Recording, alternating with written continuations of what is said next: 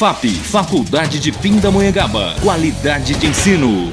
FAP, Faculdade de Pindamonhangaba. Qualidade de ensino e alta empregabilidade. Preparando você para um mundo globalizado. Acesse www.fap.br e conheça nossos cursos nas áreas de exatas, humanas e biológicas. A primeira colocada em qualidade de ensino pelo MEC. Disponibiliza aos seus estudantes aulas presenciais em uma ótima estrutura física, salas bem equipadas e materiais de ponta. FAP, um novo conceito em educação. Formando seres humanos.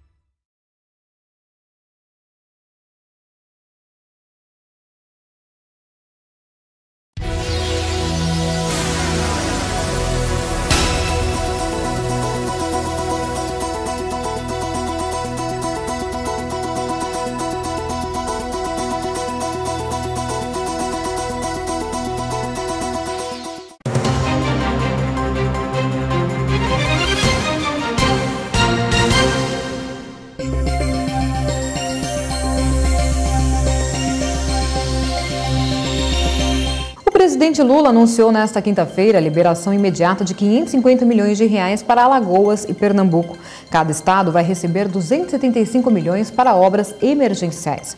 Segundo o governo, toda a burocracia foi quebrada para que a verba seja liberada imediatamente. A ministra-chefe da Casa Civil, Erenice Guerra, informou que o Tribunal de Contas da União e a Corregedoria Geral da União vão fiscalizar o destino da verba liberada. O governo federal anunciou ainda a liberação de uma linha de crédito de R$ 1 bilhão para a compra de equipamentos com o objetivo de reativar a economia e a liberação de 50 milhões para a educação e 40 milhões para a saúde. Subiu para 34 o número de mortos em Alagoas devido às fortes chuvas que atingem o estado há quase uma semana. Nesta quinta-feira, Pernambuco confirmou que mais um corpo de uma das vítimas das enchentes no estado foi localizado. Com isso, subiu para 51 o número de mortos em razão das enchentes que atingiram os dois estados do Nordeste. O levantamento realizado pelos municípios pernambucanos aponta que pelo menos 11.407 casas foram danificadas pelas chuvas, além de 2.103 quilômetros de estradas e 79 pontes. O estado contabiliza 26.797 desabrigados, que perderam tudo e precisam contar com a ajuda do governo, e outros 53.518 desalojados, morando temporariamente na casa de parentes e amigos. Acompanhe as últimas informações da Copa do Mundo com João Carlos e Gilcimar Arruda. Muito bem, Gisele e amigos, hora de falar de esportes aqui no RBC Notícias. E o assunto principal continua sendo Copa do Mundo, com as suas surpresas, principalmente em relação à eliminação da seleção da Itália. Falar o que da Itália fora da Copa do Mundo, a grande Itália? Olha, a Itália acabou surpreendendo o mundo, perdendo para a Eslováquia por 3-2 e não passando da primeira fase. Uma primeira fase que foi bem conturbada, empatar com o Paraguai na estreia e com a Nova Zelândia. O Paraguai nem tanto, o Paraguai é um time que sempre dá trabalho para o Brasil aqui na América do Sul. Mas a Nova Zelândia que fez uma campanha histórica. 3 empates, vai chegar em casa comemorando esses 3 pontos, né? Inclusive um deles em cima da Itália, quase venceu. Enfim, a Itália ela vai ter que mudar todo o seu plantel agora, vai ter que fazer um verdadeiro trabalho de renovação. Marcelo Lippi, em entrevista a jornalistas da Itália, dizia que era possível ser campeão com um time mais fraco que em 2006, mas foi confirmado que não era possível. Muitos jogadores que estavam em boa fase, como o Quagliarella e o Di Natale foi artilheiro do campeonato italiano, ficaram no banco de reservas, só foram usados no último jogo, e aí, infelizmente, não deu para a Itália, pela primeira vez na história das Copas, a final da outra edição, entre Itália e França, as duas equipes saíram na primeira fase. Ok, a gente viu uma entrevista do Marcelo Lippi falando o seguinte, a Itália não vai sair na primeira fase, eu não vou encerrar meu trabalho na seleção com esse jogo. E foi sim o jogo de ontem que a Itália ficou fora da Copa. E quem continua na Copa é o Japão, que já teve um futebol com mais crédito. Quando esperava-se pouco do Japão, a seleção conseguiu classificação para a próxima fase. Inclusive, a gente disse aqui, né, que os jornalistas japoneses, né, falaram que não esperavam nada da seleção nipônica. E eles surpreenderam ontem vencendo a equipe da Dinamarca por 3-1. Primeiro gol de falta do Honda, que joga no CSKA da Rússia. O segundo gol do Endo, que foi um pupilo do Zico. O Zico, inclusive, em entrevista ontem à televisão, ele disse que se sentiu responsável pelo gol de falta do Endo.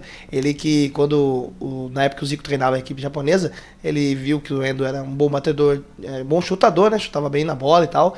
Ele chegou e falou assim, olha, Endo, vem pra cá, vem treinar faltas comigo aqui, pra você virar um cobrador de faltas. Foi muito orgulho para o Zico ver o Endo fazer aquele golaço de falta contra o goleiro Sorensen da Dinamarca, certo? Na época que o Zico treinava o Japão, o Endo começou a bater faltas com o técnico brasileiro.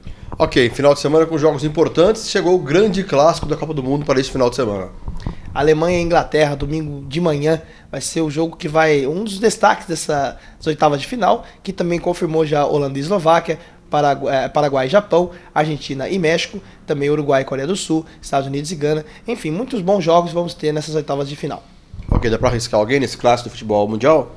Olha, vai ser um duelo bem interessante. A juventude da Alemanha contra uma equipe da Inglaterra que já está, vamos dizer assim, é a última chance dessa geração na Inglaterra, com o Gerrard, com o Lampard, com o Rooney, muitos jogadores aí em boa fase dos seus clubes, na seleção ainda não conseguiram encaixar um bom futebol. Do lado da Alemanha, jogadores como Özil, Klose e Podolski estão numa boa fase, principalmente o Özil, que é o meio de campo do Werder Bremen, que joga muito, está jogando muito pela seleção alemã.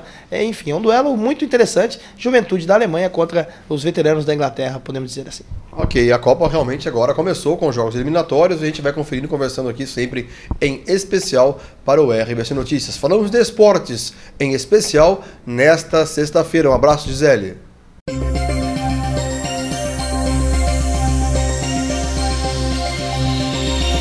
O presidente Lula vai defender durante a cúpula do G20 neste final de semana o incentivo ao crescimento da economia global como forma de combater os efeitos da crise financeira internacional. Ele acredita que a retomada do crescimento é o melhor remédio contra o desequilíbrio de contas públicas, tema que está no cerne do atual momento econômico. O presidente também vai voltar a divulgar uma reforma das instituições financeiras globais que dê mais poderes aos países emergentes e mais capacidade a esses organismos para combater as crises.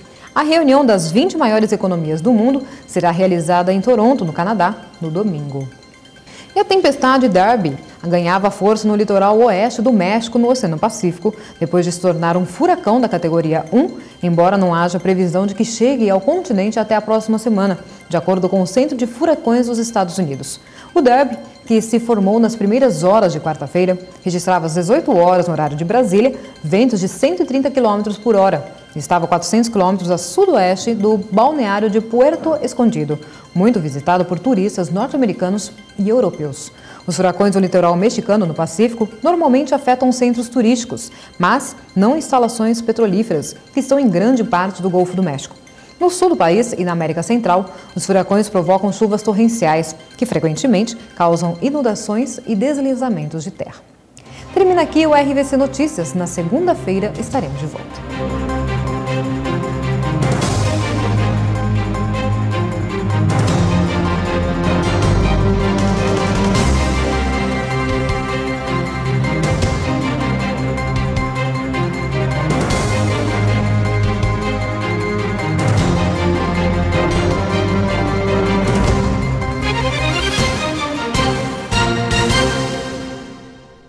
A embalagem. Um jovem preparava-se para sua formatura na universidade. E sabendo que seu pai poderia dar-lhe um bom presente, disse-lhe que um carro era tudo o que queria. Na manhã da formatura, o seu pai o chamou em seu escritório e disse como estava orgulhoso em ter um filho como ele e quanto amava. Ele entregou uma caixa embrulhada para presente.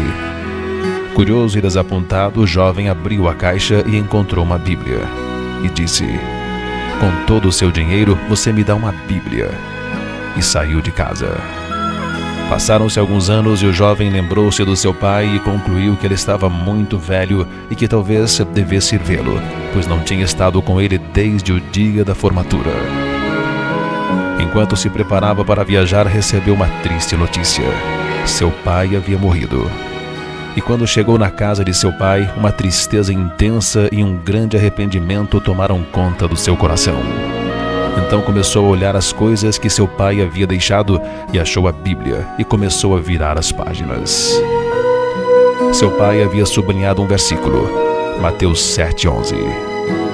Se vós, pois, sendo maus, sabeis dar boas dádivas a vossos filhos, quanto mais vosso Pai que está no céu dará bens aos que lhe pedirem.